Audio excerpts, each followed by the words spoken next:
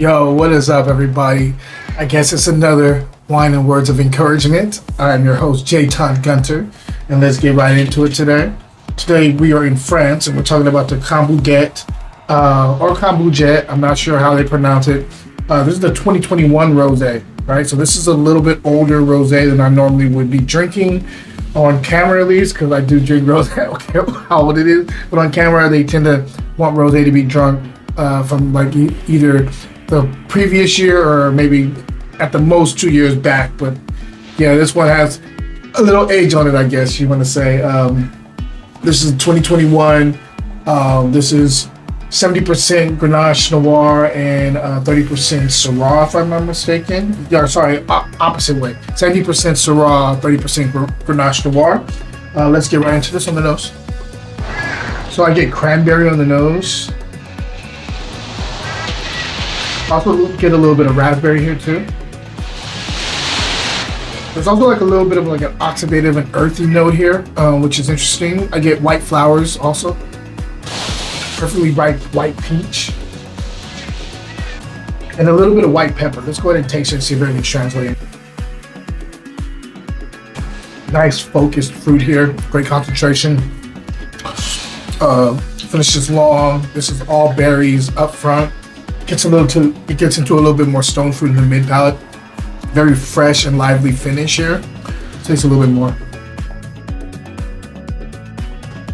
Yeah, that cranberry, raspberry things up front, but as it gets to the mid palate, that peach, white peach just kind of jumps out, and it's like really perfectly fresh and beautiful and tasty and refreshing.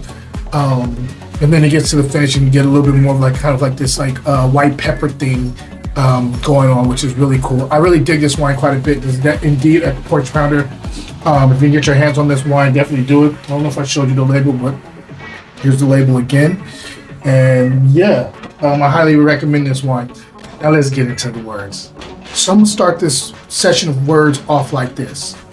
What season are you in? There's the two that I'm thinking of specifically are the season of learning and the season of teaching. Now, when you're teaching, to me, I feel like this is when you are pretty much everything that you have learned, you're sharing it with other people, and so you're giving of yourself, you're giving knowledge. You become somewhat of a authority on something, and you're sharing the things you've learned within whatever level that you're at. That's a good thing. But it's also good to be in the season of learning, and that's what I feel like I'm in right now.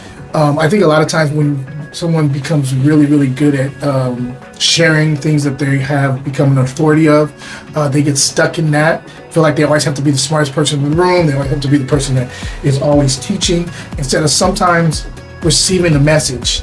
And that's another thing. If you're in the season of learning, you're actually in the season of receiving.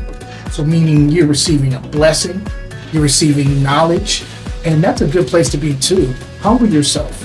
Learn how to receive information from people, and they maybe come from a place that you didn't expect it, but take it in, digest it, and then break it down and see what works for you. Everything may not work for you, but some things may.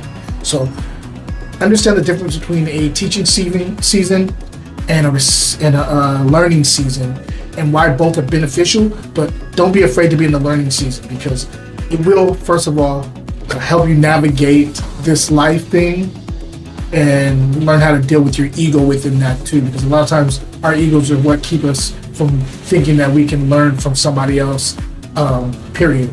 We get competitive, and so we put a kind of like a glass ceiling at our potential for learning. And we could go much further if we could humble ourselves and be able to accept that sometimes we're in a season of learning. You're never too old to learn something or to accept knowledge. You don't want to be stagnant.